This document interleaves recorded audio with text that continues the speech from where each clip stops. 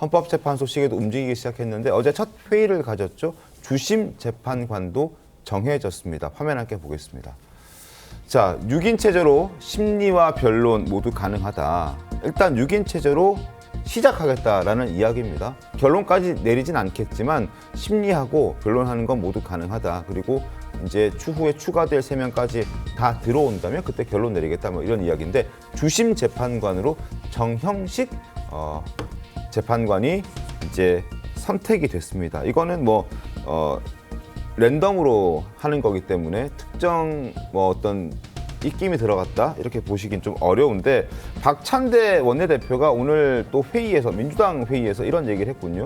정형식 헌재 주심 재판관이 이제 주심 재판관으로 이제 선임이 된 것을 두고 윤석열 대통령이 임명한 어떤 재판관이기 때문에 탄핵 심판의 공정성이 우려된다라는 목소리가 지금 더불어민주당 내에서 이제 또 나오기 시작했다고 합니다. 어떻습니까? 이런 목소리는 이게 자동 배정이어서 사실 뭐 누구의 어떤 힘이 들어갔다라고 보기는 어려운 텐데. 그러니까 참 상황이 절묘하게 된 것 네. 같아요. 6명 중에 왜 하필 또 윤석열 대통령이 지명한 유일한 이 정형식 재판관이 또 랜덤 배정해서 그렇게 되는지 참 일이 절묘하게 들어간다고 네. 생각을 하는데요.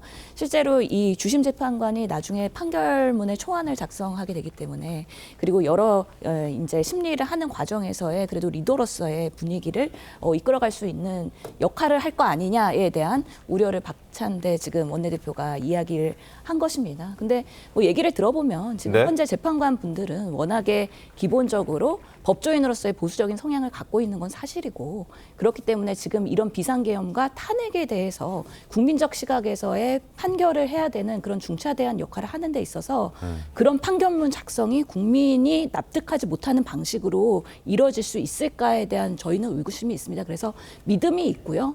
누가 주심을 하던 간에 네. 그 헌재 한 분 한 분이 정말 대한민국 어떻게 이끌어 가야 될지에 대한 올바른 판결을 할 거라고 생각하기 때문에 개인적으로의 공격은 그래도 삼가해야 되지 않을까라는 생각합니다. 네. 네, 지금 이 주심을 맡게 된 정형식 재판관, 이 재판관 6명 가운데 유일하게 지금 말씀드렸던 대로 윤석열 대통령이 임명한 인사입니다. 관련한 영상 저희가 준비했습니다.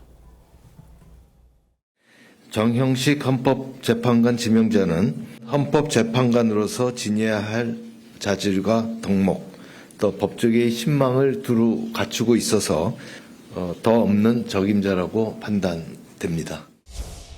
재판관님 주심 배정되셨는데 한 말씀 부탁드립니다. 주심 비공개 원칙 제시된 이유가 뭘까요? 주심 비공개는 별도로 요청하신 사안일까요? 윤 대통령이 임명한 인사라서 형평성이 우려된다는 의견이 있는데 입장 있으십니까? 오늘 회의 네, 신 의원님 지금 뭐 정당한 재판 기대한다 이렇게 말씀을 주시긴 했지만 민주당에서는 벌써부터 이제 정당성이 우려된다 이런 주장들이 나오기 시작하거든요. 이제 외양상 봤을 때는 좀 영향을 미칠 개연성이 조금이라도 있는 겁니까? 일단 정형식 재판관이 주심으로 자동 배정된 것은 6대 1의 확률이 아니고 4대 1의 확률이에요. 일단 그 재판장이 그러니까 헌재 소장이 이제 제외가 됐고, 네. 그다음에 또 한 사람은 나머지 4건의 주심 재판을 받고 있어서 제외가 돼서 나머지 사람으로 이제 자동 배정을 한 거기 때문에 이게 뭐 음모론을 하기에는 너무 좀 확률상으로도 좀 그렇다는 생각이 드는 것이고, 또 하나는 이 주심 재판관이 재판 진행을 하는 것이지. 이것은 각 그 재판관들을 6명, 지금 6명, 나중에 이제 9명이 개개인으로 판단을 하는 거잖아요. 네. 나중에 이제 그 누가 찬성하고 누가 반대하고 이것을 할 텐데 이 주심 재판관에 따라서 다른 재판관들의 영향을 받는다. 이것을 전제로 비판을 하는 것은 다른 재판관들에 대한 저는 모독이라고 봅니다. 모독이다. 알겠습니다.